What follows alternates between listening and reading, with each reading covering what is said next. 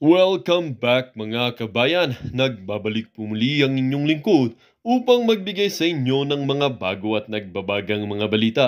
Tila ba naging mainit na usapin ang isyong ito sa mundo ng social media? Sa isang mainit na talumpati, ibinida ni pangalawang Pangulo Sara Duterte ang kanyang mga nagawa lalo nung siya pa ay kalihim ng Departamento ng Edukasyon or ng DepEd bilang tugon sa mga patutsada ng Pangulo ng hilagang bahagi ng bansa na kinilala ng marami bilang Pangulong Kuting ng Norte.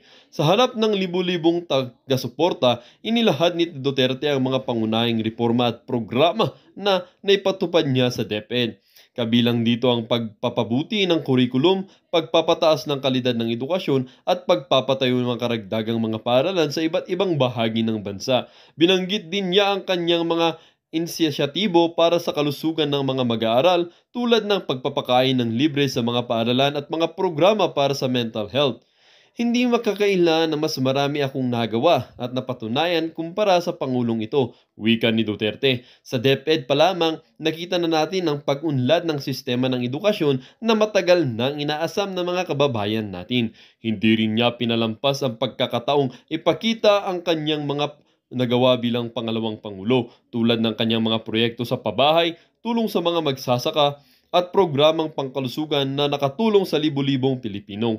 Habang ako'y nagtatrabaho para sa kapakanan ng bansa, ang Pangulong Kutin na ito ay tila ba abala sa iba pang bagay, dagdag pa ni Duterte. Hindi tamang ipagpaliban ang tunay na serbisyo para sa mga walang katuturang aktibidad.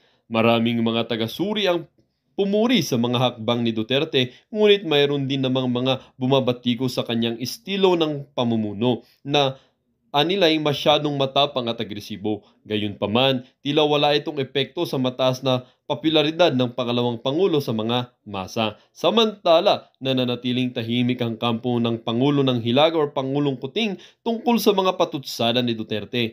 Hindi pa nagbibigyan ng opisyal na pahayag ang kanilang tanggapan hinggil sa isyong ito.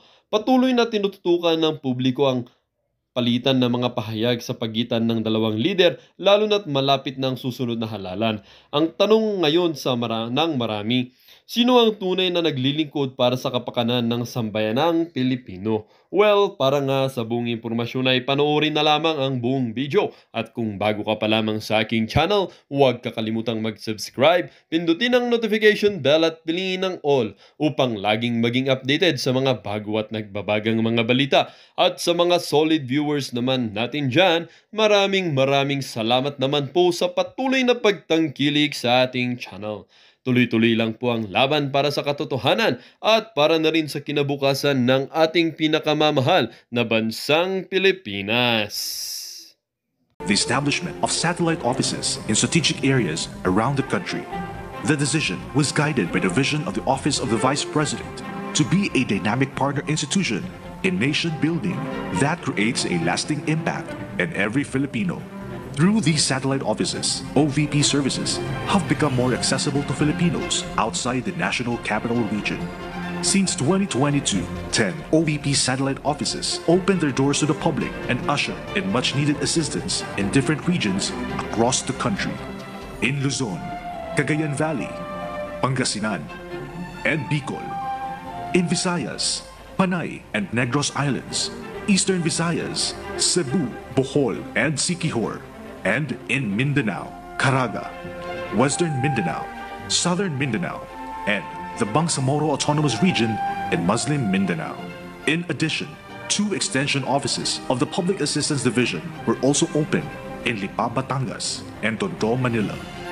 Each satellite office and extension office across the country complement the functions of the central office in Robinson Cybergate Plaza in Mandaluyong. By establishing these satellite offices and extension offices, we have championed our goal to expand the delivery of OVP's social service initiatives. We have also successfully introduced new projects and programs intended to serve more Filipinos in various communities across the country. To this day, we remain committed to provide assistance to a wider number of individuals and families and work even harder in paving the way for the following programs. Medical Assistance Program. The Office of the Vice President extends essential medical assistance tailored to uplift the economically disadvantaged segments of society, including the poor, marginalized, vulnerable, and disadvantaged Filipinos. This assistance aims to alleviate the financial burdens of medical expenses. Burial Assistance Program. The Burial Assistance Program is a support initiative provided by the Office of the Vice President. This program offers financial aid to eligible clients to help cover burial expenses of families who lost their loved ones.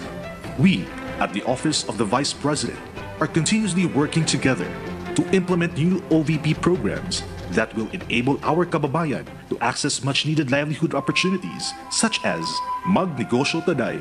The Magnegosyo Taday is a livelihood assistance program designed to assist men, women, and members of the LGBTQIA+ community in becoming self-sufficient, productive, and empowered citizens through the provision of livelihood subsidies and training programs. A fund amounting to 150,000 pesos will each be given to qualified organizations and 15,000 pesos to qualified individuals.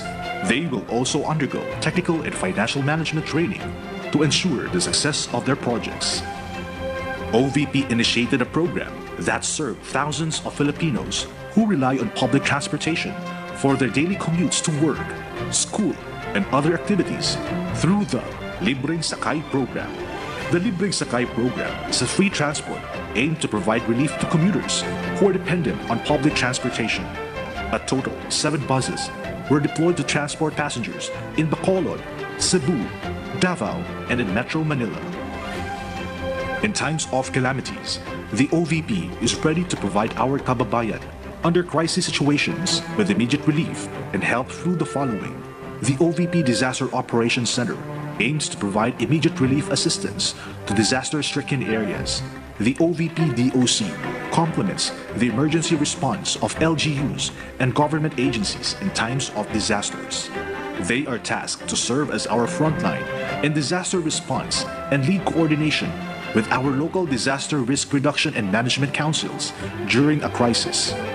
The Relief for Individuals in Crisis and Emergencies, or RISE program, is also a program created to provide food boxes containing rice, canned goods, and other food items to individuals and families needing immediate relief assistance. Kalusugan Food Truck. The Kalusugan food trucks are equipped with kitchens designed to prepare hot meals for responders and volunteers during disaster and calamities. The OVP trucks are strategically placed in Luzon, Visayas, and Mindanao. These trucks are also used to distribute the buns to the beneficiaries of the Pansarap Project. The Pansarap Project is a school-based feeding program for children aged 4 to 12 years old who suffer from malnutrition and poor health. As a supplemental feeding program, the Pansarap Project provides young students with nutritious Pansarap buns for a period of 120 days. Pagbabago, a Million Learners and Trees campaign. The Pagbabago, a Million Learners and Trees campaign is a 3-pronged initiative that underscores the value of education, oral health, and the protection of the environment by aiming to plant 1 million trees. The bags distributed contain school supplies and dental kits for learners in remote communities and economically challenged families. This advocacy program hopes to inspire young learners so they will relentlessly pursue their dreams for better education. You Can Be VP. The You Can Be VP program offers a unique experience to its selected participants, an opportunity to join the VP on her official foreign trips and observe the VP's engagements and activities as part of her delegation. This program aims to inspire future leaders among the youth. Reflected in these OVP initiatives are the aspirations for community empowerment, promotion of education and patriotism, and advancement of a peaceful, secure, and stable life for Filipinos. This is the Office of the Vice President. We are dedicated to serve the highest welfare of our kababayan, especially those who are most in need. We remain committed to deliver efficient, accessible, and responsive public services and programs for the good of all Filipinos. And together, we will steadfastly work with compassion, sincerity, and diligence to pursue our shared hope of a brighter future for our nation.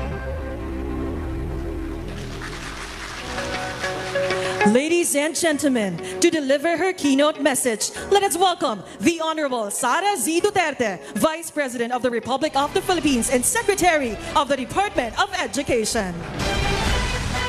Thank you. Please take your seats. Mga kababayan, ladies and gentlemen, assalamualaikum. Madayaw, mayong adlaw kaninyong tanan. Magandang araw sa inyo lahat. Unang-una, nagpapasalamat po ako sa lahat ng mga naririto ngayon at patuloy na kaagapay ng Office of the Vice President sa paglilingkod sa mga Pilipino. Hindi matatawaran ang halaga ng inyong kontribusyon sa mga proyekto at programa ng OVP para sa ating mga kababayan. The Office of the Vice President would not have accomplished even half of what we have achieved without your trust in the integrity of the OVP, your dedication to public service, and your commitment to uplifting the lives of the Filipino people. We have a long list of organizations to thank, from the government and private sectors, from the business community, people's organizations, local government units, and private individuals. Last year, Pasidungog was a celebration of partnership we forged through the values we all uphold as government institutions with a common pursuit of a better life for Filipinos. We continue to celebrate our partnerships today as we take a closer look at the changes that happen to the individuals, families, groups, or communities that we have reached. The impact of our collaborations on the lives of those who needed medical care, burial assistance, immediate relief assistance, food aid, free public transport, and school supplies has been incredibly significant. And our delivery of public services have profoundly made a difference in the lives of our people. When we brought government programs to the communities through our satellite offices and extension offices, we essentially brought the government right to the doorsteps of Filipino homes. Essentially, we have two kinds of interventions. First, services that provide immediate help to citizens in distressing situations. And second, services that provide long-term solutions to social issues confronting our citizens. The first intervention supports people experiencing hunger, financial insecurity, medical crisis, and calamities. The second are initiatives that build the capacity of communities to address issues that impact their lives. Both initiatives aim to put Filipinos at the center of everything we do, where every Filipino has the opportunity to thrive and become participants in nation building. We received thousands of letters from groups all over the country expressing their desire to become recipients of the OVP flagship program, Magnegosyo Taday. And we also received letters from individuals expressing the same desire to become recipients of the program. Naisip namin, ang pag-unlad ay nagsisimula sa desisyon ng isang individual na maging kapaki-pakinabang. Kung kaya't binuksan natin sa OVP ang programa para sa mga individual na may pagnanais na maging produktibo para tulungan ang kanyang sarili, ang kanyang pamilya, at ang kanyang komunidad. This is proof that our commitment-based partnerships gave birth to paglaom o paningkamot. And this makes our celebration even more meaningful and inspiring. Dahil ang paglaom o paningkamot o hope and hard work are among the powerful life lessons that we should arm ourselves with and bring along with us to pursue our dreams. Hope and hard work strengthen the spirit and resolve to overcome times of despair, adversity, and desperation. One who works hard is one who hopes. Naitanim natin ang pag-asa at pagsisikap nang magdesisyon tayo na damayan ang ating Pilipino na nangangailangan ng tulong at nahihirapan sa buhay. Nahitabo kini human nga kita nagdesisyon nga mubarog sa katawhang Pilipino ug sa kanunay magmatinud-anon sa prinsipyo sa serbisyo publiko. Allow me then, ladies and gentlemen, to report to you and to the nation the progress of the programs and projects of the Office of the Vice President that were only made possible through your support. The Office of the Vice President continues to reach millions of financially challenged families needing medical assistance. The Medical Assistance Program is a top OVP social service for Filipinos. In April 2023, we reached 22,970 Filipinos. From May 2023 to April 2024, our satellite office and OVP central office focused on enhancing our efficiency to support more Filipinos needing medical assistance. As a result, by April 2024, we quadrupled our reach and assisted 119,234 individuals. One of our beneficiaries was a boy from Eastern Samar. The 5-year-old boy had cerebral palsy, and his family's lack of financial security made the boy's medical situation even more challenging for them. His mother, Christine, sought our help through the OVP Eastern Visayas Satellite Office. His daily struggle living with cerebral palsy is shared by a family that constantly worries about the risk of him acquiring life-threatening respiratory health conditions. We donated a set of equipment that addresses the boy's respiratory issues. The best that we can do is to ensure that breathing becomes less difficult for him. With an increased reach, our medical assistance program disbursed 1 billion pesos in contrast to just 236 million pesos in April of last year. We thank our partner hospitals, pharmacies, and other social service providers for the success of our program. In April 2024, over 30,000 families accessed our burial assistance totaling 150 million pesos. Compared to last year's period, the program only assisted 6,175 families, utilizing 30.8 million pesos. The 400% increase indicates a substantial expansion in the reach and impact our burial assistance program. What started with a single beneficiary, we now have 12 people's organizations who are beneficiaries of the Magnegosyo Taday program. Nakakatuwa ang kwento ng mga benepisyaryo natin. Makikita natin sa kanila ang likas na tibay ng loob ng mga Pilipino para lumaban upang magtagumpay sa harap ng mga pagsubok sa buhay. Katulad na lang ng kwento ng mga miyembro ng Barangay Habag Fisher Folks Association sa Surigao del Sur. Mahirap ang kanilang buhay. May mga anak na pinag-aaral. Walang ibang pinagkakakitaan kundi ang pangingisda. Ngunit, hindi organisado ang mga mangingisda ng barangay. Kanya-kanya ang kanilang operasyon. Kanya-kanya rin sila sa pagharap ng mga problema at paghahanap ng solusyon. However, it only takes one person to initiate change. Isa si Danilo sa naglakas ng loob na hikayatin ang mga kapwa mangingisda na magtatag ng grupo. Alam ni Danilo na kapag organisado, maraming oportunidad ang magbubukas para sa kanila. At matapos nilang itatag ang Barangay Habag Fisher Folks Association, hindi lamang oportunidad ang nagbukas sa kanila, kundi pati pag-asa. Ang kasanatian sa Barangay Habag Fisher Folks Association nagpakita kanato sa pagtubo sa kooperasyon sa mga miyembro sa komunidad ug ang pagkusog sa ilahang maayong pagtagad sa usag-usa.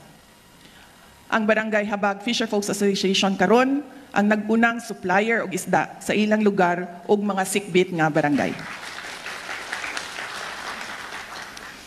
Currently, 12 civil society organizations comprising over 26,000 members have benefited from the Magnegosyo Taday entrepreneurial support. Each organization received 150,000 pesos for their livelihood projects. Nais ko lang ibahagi sa inyo ang kwento ng MICA, ang unang women's organization na tumanggap ng Magnegosyo Taday Fund. Ang mga miyembro ng MICA ay nakapagkita sa akin noong Marso para ipaabot sa OVP ang kanilang pasasalamat sa kanilang narating 2 taon pagkatapos nila naging recipient ng programa. Dalan din nila ang application forms para sa akin dahil nais kong maging member ng MICA. I am saying this because I am deeply impressed by MICA's advocacy and how the group exemplified the message of hard work and hope. Magandang halimbawa para sa mga kababaihan ang MICA. Ang epekto ng pag-asenso ng MICA ay hindi lamang nakasentro sa kanilang organisasyon, umaabot din ito sa buong komunidad sa pamamagitan ng kanilang partisipasyon sa mga aktibidad na naghihikayat ng aktibong partisipasyon ng mga kababaihan sa pagpaunlad ng kalidad ng buhay. Bukas ang Magnegosyo Taday na alalayan ang mga grupo ng mga mangingisda, LGBT, mga babae, kabataan, senior citizens, PWD, mga driver ng tricycles at iba pa. Ngunit katulad ng nasabi ko, binuksan natin ang programang ito sa mga individual na handang bumangon. tulungan ang kanilang sarili, at maging produktibong Pilipino. Mula May 2023 hanggang April 2024, ang Magnegosyo Taday ay nakapagbigay ng puhunan na aabot sa 15,000 para sa 17 na mga Pilipino para simulan ang kanilang sariling livelihood projects. Kabilang sa mga individual project proposals na tanggap ng OVP ay ang sari-sari stores, salon, at livestock growing. Pinapangarap natin na mas marami pang mga grupo o individual mula sa mga komunidad ang maabot natin sa pamamagitan ng Magnegosyo Taday. At OVP, we empower people to empower communities. And empowered communities build a strong, peaceful, and stable nation. Our Libreng Sakay program has assisted 735,202 Filipinos from May 2023 to April 2024. Since we started this project in 2022, we have already provided free transport services to 1.1 million Filipinos.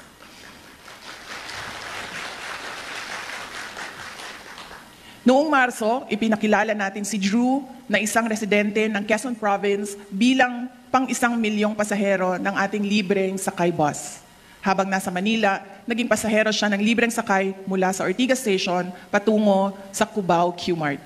Nalaman natin na yon ang unang pagkakataon na sumakay si Drew sa libreng sakay bus ng OVP.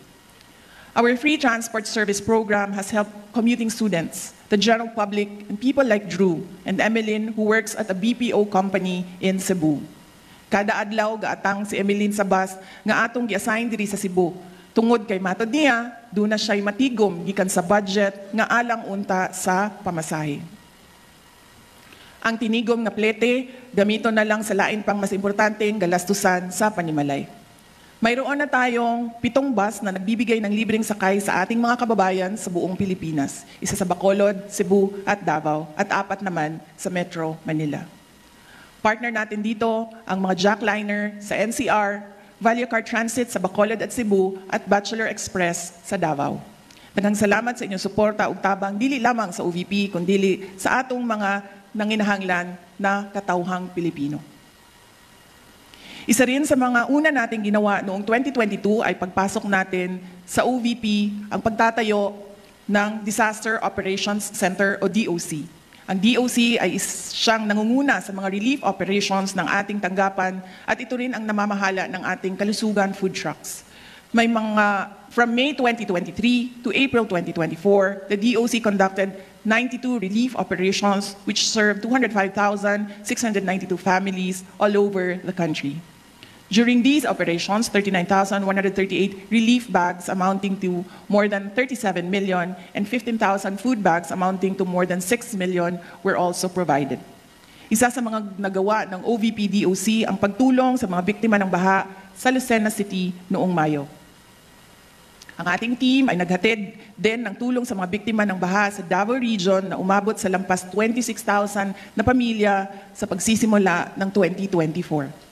Ang ating kalusugan food trucks naman ay naghatid ng pagkain sa mga relief responders na nandoon sa komunidad na apektado ng landslide sa Davao de Oro. Ako mismo ay sumaksi sa isang trauma session na ginawa para sa mga batang nakaligtas ng landslide sa probinsya. Nananawagan din tayo sa mga LGU na maging proactive sa pagresponde sa banta ng landslide, baha at iba pang kalamidad. Kabilang na dito ang paglilipat ng mga kababayan mula sa mga disaster risk areas sa mga ligtas na lugar. Maraming salamat sa mga satellite offices na nasa front lines para masiguro na maayos ang paghahatid natin ng tulong sa mga biktima ng mga kalamidad.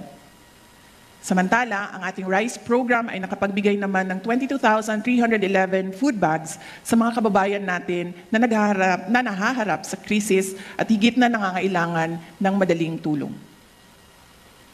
Bilang isang ina, mahalaga sa akin na mahubog natin ang kamalayan at kaalaman ng mga bata para magkaroon sila ng magandang kinabukasan. Nagsisimula ang lahat sa pagtuturo sa kanila kung paano mangarap at pagbibigay sa kanila ng gabay para maisakatuparan nila ang kanilang mga pangarap sa buhay. Sa OVP, tinitiyak natin na kabilang sa mga programa ang para sa mga kabataan.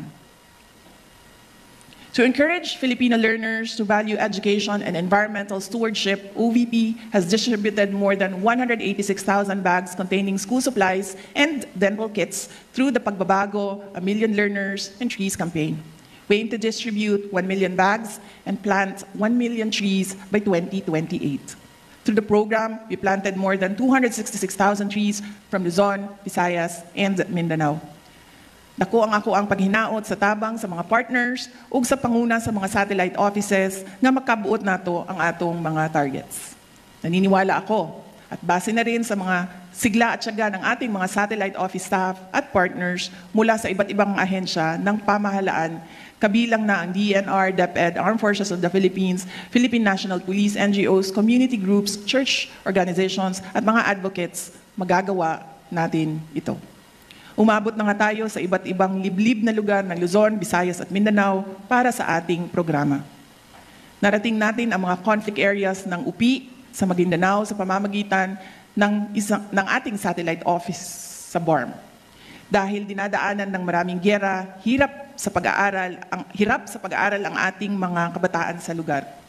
At alam natin na nagiging mas vulnerable ang mga kabataan sa mga conflict areas kung hindi natin sila nabibigyan ng atensyon at tulong. Narating din natin ang mga bundok ng Bukidnon sa pamamagitan ng OVP, Southern Mindanao Satellite Office. Narating din natin ang liblib na lungsod ng Palanan sa pamamagitan ng OVP, Cagayan Valley Satellite Office. Isolated area ang Palanan mula sa ibang bahagi ng Sierra Madre. Mararating lamang ito sa pamamagitan ng eroplano, bangka o ilang araw na paglalakbay sa gubat. Ngunit wala namang mas mahalaga para sa isang tapat na lingkod bayan, kundi ang tunay na makapaglingkod at maiparating sa ating mga kababayan ang ating serbisyo.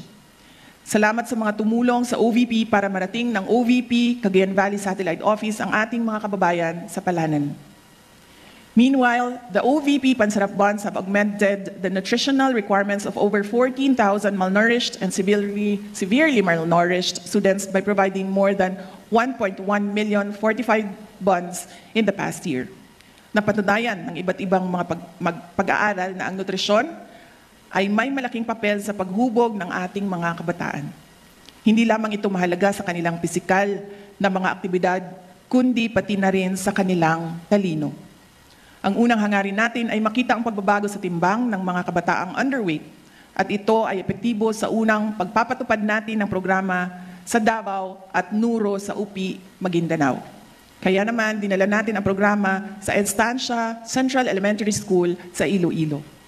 Maraming mga learners sa paaralang ito ang mga undernourished. Sa loob ng 120 days, inaasahan natin ang magandang resulta sa pamamagitan ng pagbibigay sa mga kabataan ng nutritional bonds na may 10 flavors na pinatibay ng mga nutrients tulad ng vitamin A, carbohydrates, protein, calcium, at iron. Kasabay ng programang ito ang masusing pagsubaybay ng mga nutritionists sa pag-unlad ng kalusugan ng mga bata. Our You Can Be VP program, or You Can Be Vice President program, also continued, and our participants joined me during my official trips abroad. The program already has 5 student participants. We envision that through this program, we will be able to foster leadership among the youth and instill in them the skills they need to develop to become effective leaders. One of the program participants was Elise. She embodies someone who knows what she wants, but also knows that she must work hard to get it.